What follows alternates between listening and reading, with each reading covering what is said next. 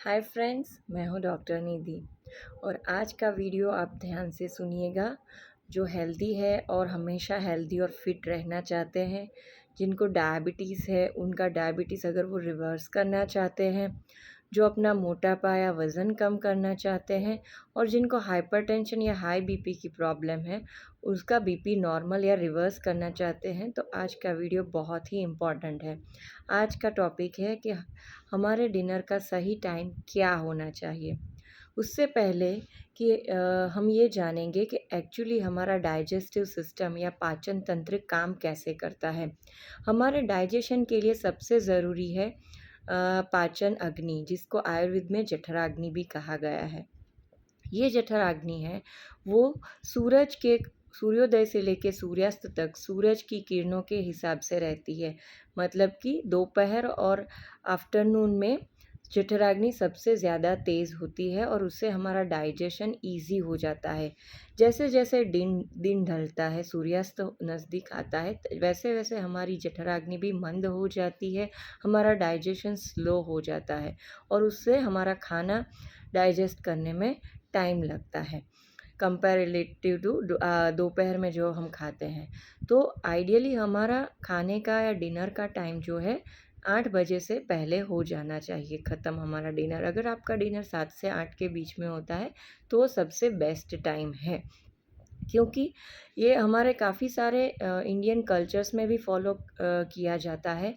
लेकिन आज की भाग दौड़ भरी ज़िंदगी में अब ये थोड़ा डिफ़िकल्ट हो गया है कि फ़ॉलो करना। सो इसीलिए हम थोड़ा मॉडिफ़िकेशन करके इसको 8 बजे तक खींच सकते हैं, लेकिन 8 बजे के बाद डिनर करना एडवाइज़ेबल नहीं है।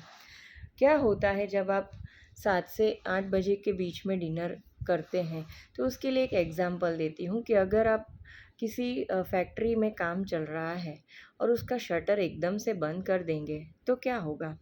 पूरी फैक्ट्री में उथल-पुथल मच जाएगी। सो वही चीज़ होती है जब हम रात को 10-11 बजे डिनर करते हैं और फिर इमीडिएटली सो जाते हैं, तो हमारे बॉडी में भी वैसी ही उथल-पुथल और इम्बैलेंस हो जाता है और उसकी वजह से हमारे बॉडी में गैस, ब्लोटिंग, एसिडिटी, रिगर्जिटेशंस जैसे प्रॉब्लम स्टार्ट होते हैं स्टमक रिलेटेड। तो बिकॉज़ कि हमारा डाइजेशन प्रॉपरली नहीं होता है। तो अगर हम 7 से 8 बजे तक डिनर करते हैं, तो हमें डाइजेशन का पूरा टाइम मिलता है।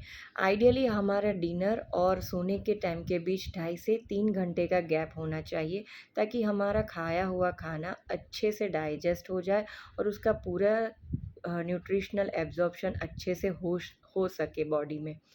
तो इसीलिए हमें 7 से 8 के बीच में डिनर ख़त्म कर देना चाहिए।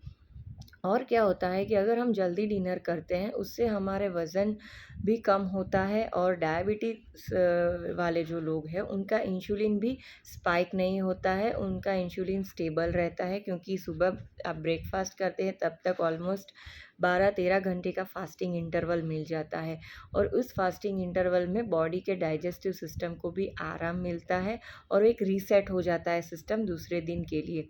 तो उसकी वजह से आपका इंसुलिन लेवल स्टेबल हो जाता है, आपका शुगर ऑटोमेटिकली कंट्रोल में आना स्टार्ट हो जाता है। सेम थिंग अगर इन हाइपरटेंसिव पेशेंट जो है, उनमें क्या होता है कि लेट नाइट डिनर करने से जो खाने में हम सॉल्ट यूज़ करते हैं, उसकी वजह से शरीर में पानी जमा होता है और अर्ली मॉर्निंग बीपी बढ़ता है। अगर ये लोग अर्ली डिनर ले लेते हैं शाम को, तो ये प्रॉब्लम सॉर्ट आउट हो जाती है और उनका बीपी रिवर्सल होने का भी चांसेस बढ़ जाता है। सो ये सारे बेनिफिट्स होते हैं अर्ली डिनर लेने से। लेकिन कैसे करें? इसके लिए कुछ टिप्स हैं कि आपके घर में ग्रॉसरी और राशन हमेशा हमेशा अवेलेबल रखिए।